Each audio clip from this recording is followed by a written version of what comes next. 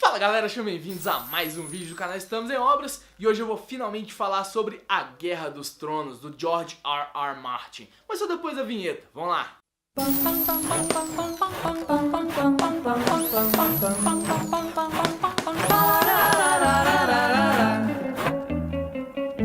Eu sei, eu tô pelo menos 5 anos atrasado na leitura de As Crônicas de Gelo e Fogo. Eu tenho que confessar aqui, eu não entrei no hype quando a série estreou lá em 2011, quando os livros começaram a estourar também em 2011. Eu simplesmente não entrei no hype, eu falei, não vou ler isso agora não. Inclusive até hoje eu só assisti um episódio da série só porque tava falando demais e foi dessa 6ª temporada, porque eu queria ver o que tava acontecendo. Só que assim, mais uma confissão, eu não entrei no hype de As Crônicas de Gelo e Fogo porque eu sabia desde o início que eu ia gostar demais desse negócio. Esses últimos 5 anos só me mostraram que eu tava certíssimo com relação a isso. Eu fui inundado de informações sobre o livro e sobre a série e quando eu comecei eu já tinha certeza que eu ia amar esse negócio, porque eu conheço meu estilo de leitura, eu sei o que eu gosto e nesse livro aqui tem muita coisa que eu gosto. E ao mesmo tempo que eu sabia que eu ia gostar, eu também levei todos os tipos de spoilers possíveis sobre esse livro. Eu sabia todos os pontos chaves da trama e nem isso me impediu de gostar do que eu tava lendo. Pelo contrário, eu acabei gostando muito mais porque eu tava vendo exatamente como que o Martin tava construindo aquela virada e não tava sendo simplesmente surpreendido quando ela acontecia. Isso quer dizer que esse vídeo também vai ter spoilers desse primeiro livro aqui. Eu não consigo discutir algumas coisas dessa trama sem falar alguns spoilers. Então já fica avisado aqui, ninguém vem comentar aqui embaixo falando que eu soltei um spoiler gigante do livro. Eu vou soltar mesmo e essa é a intenção do vídeo. Eu quero discutir alguns pontos chaves dessa história e de como que ela é construída. Se alguém ainda não conhece a história desse primeiro volume de As Crônicas de Gelo e Fogo, acho que cabe aqui fazer uma pequena sinopse, bem rapidinha mesmo. Nesse primeiro livro, a gente é apresentado a um continente chamado Westeros, que é composto por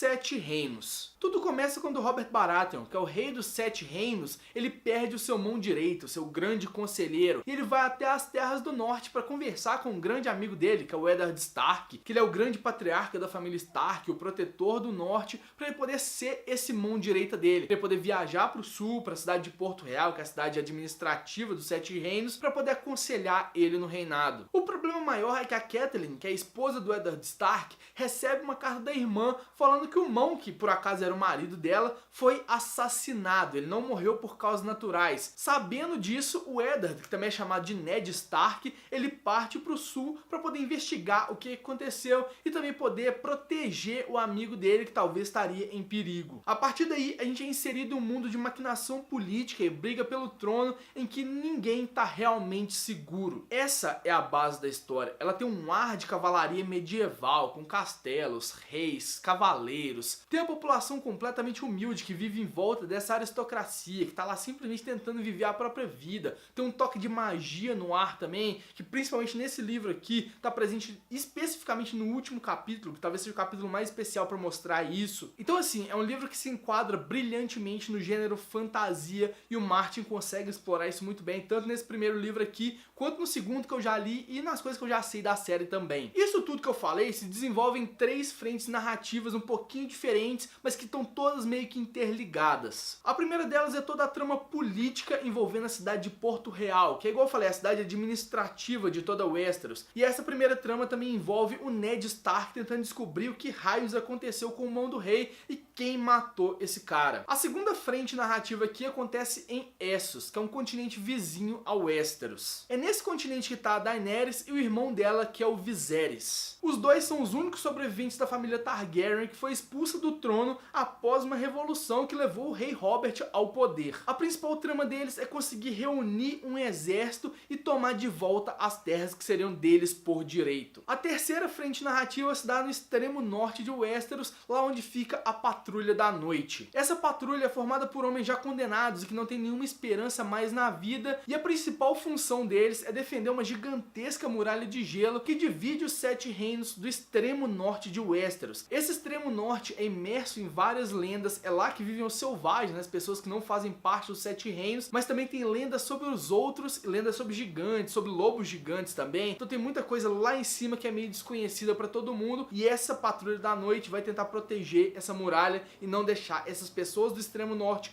passarem para o sul. Nas mãos de alguns autores isso poderia soar muito confuso, mas o Martin abusa de um recurso que é muito doido aqui na história. Ele bota cada capítulo para ser narrado por um personagem diferente. Na verdade, não narrado de fato assim, nenhum capítulo é em primeira pessoa, todos são em terceira pessoa. Só que o narrador, né, é tipo o narrador, por exemplo, de Harry Potter, que é o narrador que fica no ombro do personagem e escuta todos os pensamentos dele e só vê o que o personagem vê. Então, em muitos casos, a gente tem só a visão daquele personagem, do que aconteceu em determinada situação. E nesse primeiro livro aqui, a gente acompanha praticamente tudo pelos olhos só da família Stark. A gente tem o patriarca da família, que é o Ned Stark, tem a matriarca da família, que é a Catelyn Stark, tem também alguns filhos da família que ganham capítulos próprios. Um deles é o Jon Snow, que é o bastardo da família, que vai parar na Patrulha da Noite. As duas filhas também têm capítulos próprios, que são a Sansa e a Arya. E também tem o filho mais novo, né? Não mais novo, caçulinha, o meio do caminho aí, que é o Bran, que ele tem mais ou menos 6 anos de idade na história. Todos esses têm um capítulo próprio para contar o seu ponto de vista. Os únicos Stark que não ganham voz são o Robb Stark, que é o filho mais velho, e o Rickon Stark, que é o filho mais novo. O Rickon é óbvio que não vai narrar nenhum capítulo, porque ele tem só 4 anos de idade, mas o Robb talvez poderia narrar algum capítulo, só que é entendível o porquê dele não narrar quando a gente descobre o que acontece com ele no final desse livro aqui. E um spoiler aqui, ele não tem capítulo, não é porque ele morre no final, não, é porque ele vira rei. E nenhum rei tem capítulo aqui na história, é sempre pelas pessoas secundárias ali, as pessoas que cercam a realeza, pessoas importantes ali no meio do caminho. Todos eles têm capítulos próprios, mas os reis, as grandes pessoas muito importantes, não têm capítulos narrados por elas, pelo menos nesse primeiro volume aqui. Junto com todos esses Starks, a gente tem outros 2 personagens que ganham capítulos próprios. O primeiro deles é o Tyrion Lannister, que é o irmão anão da rainha. A principal função dele é ser um articulador político, e é através dele que a gente vê muitas intrigas palacianas acontecendo ali, muita coisa que tá acontecendo por baixo dos panos, a gente vai ver nos capítulos do Tyrion. E a segunda personagem que ganha um capítulo aqui é a Daenerys Targaryen, que eu falei que ela tá lá em Essos, no outro continente, e vai narrar a saga dela para conseguir um exército e conseguir invadir o Westeros novamente. O mais legal dessa divisão de capítulos é que ele consegue deixar muito claro a personalidade de cada personagem e principalmente tratar de um tema diferente dentro de As Crônicas de Gelo e Fogo. O Ned Stark, por exemplo, tá muito imerso nas intrigas palacianas e descobriu que raios aconteceu com a mão do rei. Se fosse para comparar, talvez seria quase um romance policial dentro de As Crônicas de Gelo e Fogo, que ele vai investigar coisas, perseguir pessoas, conversar, entrevistar suspeitos, intimar pessoas, então ele tá muito envolvido nisso, talvez quase como um delegado ali no meio. E pela bússola moral forte que o Ned Stark tem, isso talvez seria muito característico dele. Ele seria um belo policial, um belo xerife de história de faroeste, por exemplo. A Catelyn Stark já traz um lado mais protetor pro capítulo dela. Tudo que ela faz e tudo que ela discute é sempre pensando no marido e nos filhos, qual atitude tomar para poder proteger cada um deles. A Sansa Stark vive um grande romance palaciano. Ela foi criada desde pequena para ser uma donzela, para ter bons modos, para poder se casar com o rei e virar uma alta aristocrata. E é ela que ajuda a gente, leitor, a ver como funciona Porto Real por dentro mesmo, como que cada família se organiza. É ela que traz esse conhecimento. Já a Arya Stark é um bichinho do mato. Ela foi criada também para ser uma donzela, mas ela sempre se rebelou contra isso. O cabelo dela é curtinho, ela parece um menino e ela sempre quer ser treinada na arte da guerra. Nesse primeiro livro aqui, ela que é responsável por mostrar pra gente os lugares obscuros de Porto Real, invadir as entranhas do castelo, mostrar algumas coisas que só pessoas escondidas poderiam ver. O Bran Stark, que é o Stark mais novinho a ter capítulo próprio, é a parte mística de Westeros. Depois que cometeram um crime contra ele ficou paraplégico, ele passou a ter visões dele mesmo sendo um lobo. E nesse primeiro livro aqui é basicamente isso. Ele descobrindo que ele tem esse tipo de poder, que ele pode levar a mente dele para outro lugar. Já o Jon Snow, que é o bastardo da família Stark, ele traz um lado de rejeição muito grande e depois um lado de aceitação dos irmãos da Patrulha da Noite. Ele não conheceu a própria mãe, teve que lidar com o descaso da Catelyn Stark o tempo inteiro, porque ela não aceitava o marido dela ter tido um filho com outra. E quando ele vai pra Patrulha da Noite, ele meio que se sente deslocado ali, porque ele acha que aquilo ali é o único lugar possível para um bastardo estar. E isso permeia muito os capítulos dele aqui. O Tyrion Lannister, como eu falei, é a parte diplomática da história. Por ser um anão, ele nunca teve serventia muito grande em batalha, e por isso ele se focou na oratória e no poder de convencimento das pessoas. Tanto que pra mim, os melhores diálogos vêm do Tyrion, porque trabalha melhor a linguagem, ele consegue fazer umas sacadinhas textuais muito legais e que o Martin consegue explorar muito bem na parte dele. Já a Daenerys é uma menina tentando encontrar o lugar dela no mundo. Desde pequena ela tinha tinha um irmão dela que ficava colocando na cabeça que eles tinham que conquistar o Westeros de novo, que o Westeros era deles por direito. Então aqui nesse livro ela começa com um casamento armado para conseguir exército. E ela precisa amadurecendo aos poucos para poder descobrir quem ela realmente é e o que ela quer fazer e como que ela vai atingir o objetivo de dominar o Westeros. E é sempre bom lembrar para quem acompanha a série Game of Thrones que os personagens do livro têm uma idade muito diferente dos personagens da série. Só pra vocês terem uma ideia, os meninos Stark mais velhos, né, que são o Robb e o Jon, eles têm cerca de 14, 15 anos no início desse livro aqui, e o Robb termina o livro com 15 anos e já sendo o rei do norte. A Sansa Stark tem só 12 anos e já foi prometida pro Joffrey em casamento e ele tá só esperando ela menstruar para poder casar e ter a noite de núpcias. Essa idade dos personagens justifica muita coisa que acontece aqui na história. Eles são obrigados a crescer em um ambiente completamente hostil e conseguir tirar de si mesmo uma força muito grande para poder simplesmente sobreviver ali dentro. E isso tudo tendo que lidar com a imaturidade natural de cada um, assim. Pensa que, por exemplo, a Arya Stark tem 9, 10 anos de idade, tem que lidar com coisas muito pesadas. O Bran tem 6 anos de idade, vê uma cena de incesto e é jogado de uma torre para ficar paraplégico. Então é muito pesado as coisas que eles vivem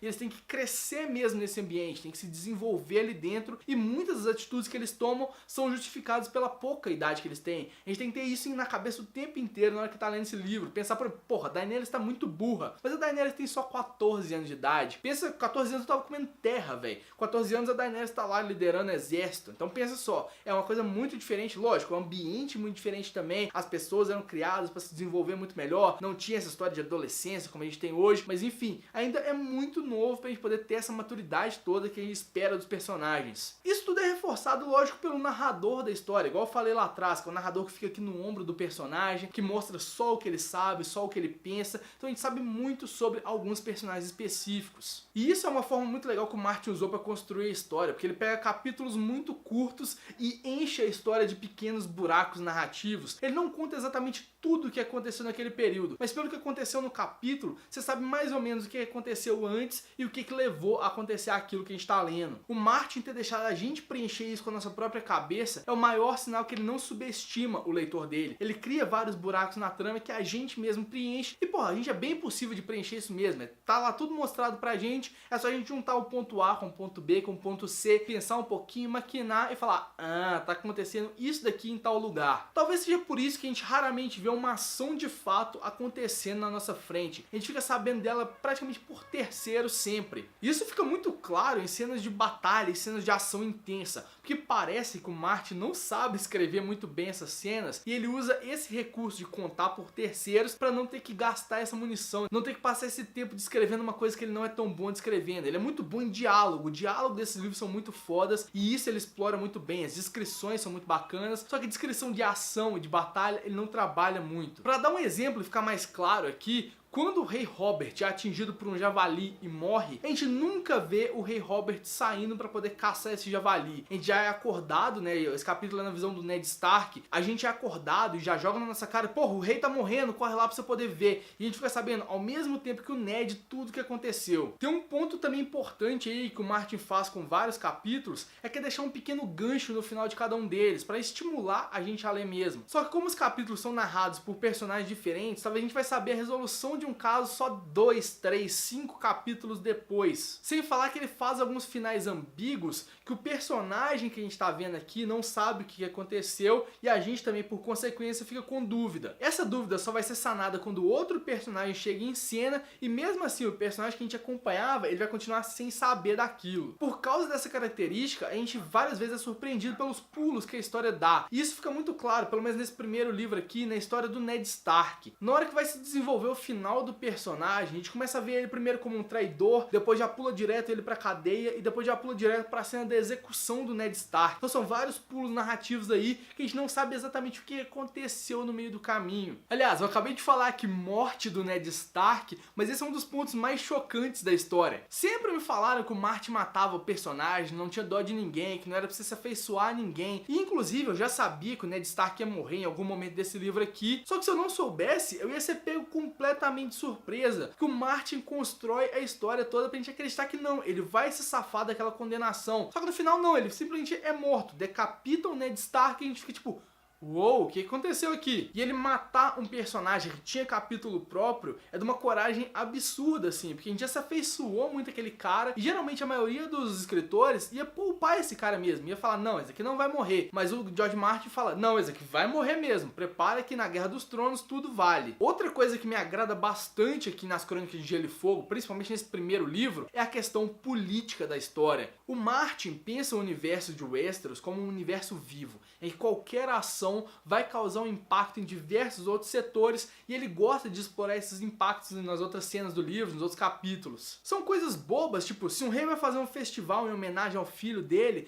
de onde que vai vir esse dinheiro? Se pegar esse dinheiro emprestado de tal família, o que vão ficar devendo essa família? E como que a população vai ver isso? A população tá passando fome, como que ele tá vendo essas pessoas se banqueteando todas e largando todo mundo com fome? O Martin pega esses pequenos detalhezinhos, vai trabalhando eles até construir um cenário complexo demais para ser trabalhado. E talvez seja por isso que ele demora tanto a escrever, porque tem tantos pequenos detalhes que influenciam na história que ele tem que prestar muita atenção na hora de escrever mesmo. E porra, esses detalhezinhos são tão legais e tão importantes que tem muita coisa que pode ser falada sobre as Crônicas de Gelo e Fogo e sobre esse primeiro livro aqui também, né, que é a Guerra dos Tronos. Não é à toa que essa série aqui está sendo considerada como um dos grandes marcos da literatura fantástica pós-Tolkien, porque ele traz muitos elementos novos aí para a história. A complexidade e a crueza que o Martin trata os personagens é algo muito novo e que muitos autores estão tentando emular sem sucesso. E se for para falar de detalhezinhos, por exemplo, eu não falei o quanto que as Crônicas de Gelo e Fogo é inspirado na história real da Inglaterra e a história real do mundo. A começar que ela é inspirada por uma guerra real, que é a Guerra das Rosas. O mapa de Westeros, por exemplo, é muito parecido com o mapa da Grã-Bretanha, e até a muralha que existe ao norte de Westeros é a muralha que realmente existe na Grã-Bretanha. As ligações com o mundo real são muito extensas, muito grandes, e eu vou deixar aqui na descrição um link para um Cabuloso Cast, que é um podcast de literatura do amigo meu Lucien, que fala dessas ligações com o mundo real. Ficou muito bacana, tem muita informação lá dentro, vai estar aqui na descrição se quiserem ouvir e se aprofundar um pouco mais nesse assunto. Outro detalhe também que eu não falei são os lobos Stark e o quanto que a personalidade de cada filho da família Stark influencia a personalidade do lobo deles. Esse foi um ponto que, mesmo eu tendo pegado vários spoilers, eu não sabia da história. E o livro já abre com o Robb Stark achando uma ninhada de lobos e cada um desses lobinhos vai para um desses filhos. E à medida que vai desenvolvendo os personagens, vai desenvolvendo também os lobos dele. Então quando morre um lobo, quando morre o lobo da Sansa, por exemplo, a gente vê a perda da inocência ali no meio da Sansa. A gente vê a Lady, que é a loba dela, sendo entregue para o sacrifício, da mesma forma que a Sansa estava sendo entregue na hora que ela aceitou se casar com o Joffrey. Desses pequenos detalhes do livro, eu acho que esse dos lobos foi o que mais me encantou o tempo inteiro, e eu torço sempre para ter um lobo Stark no meio do caminho, porque eu gosto de ver eles ali na região. Outro ponto também que poderia ser falado é com relação ao título em português que escolheram para esse livro aqui, que a Guerra dos Tronos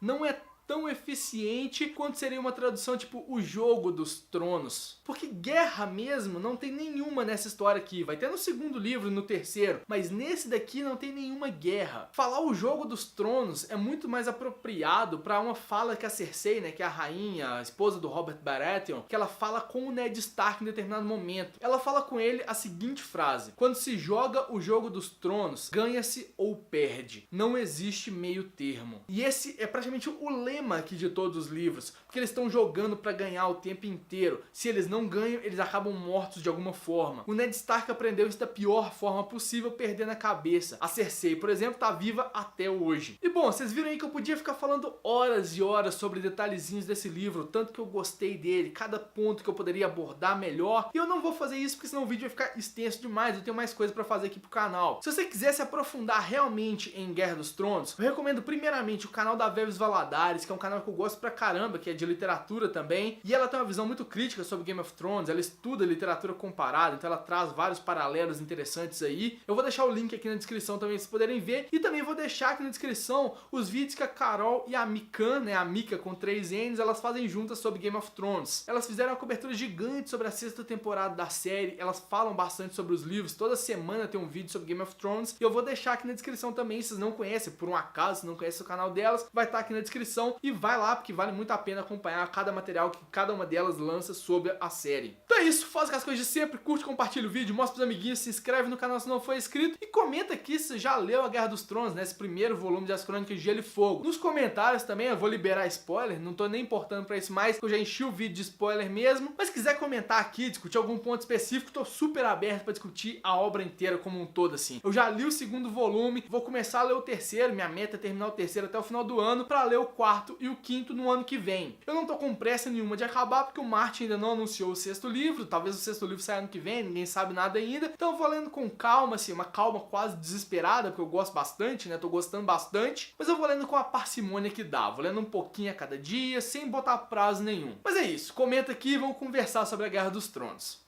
Um beijo e até o próximo vídeo.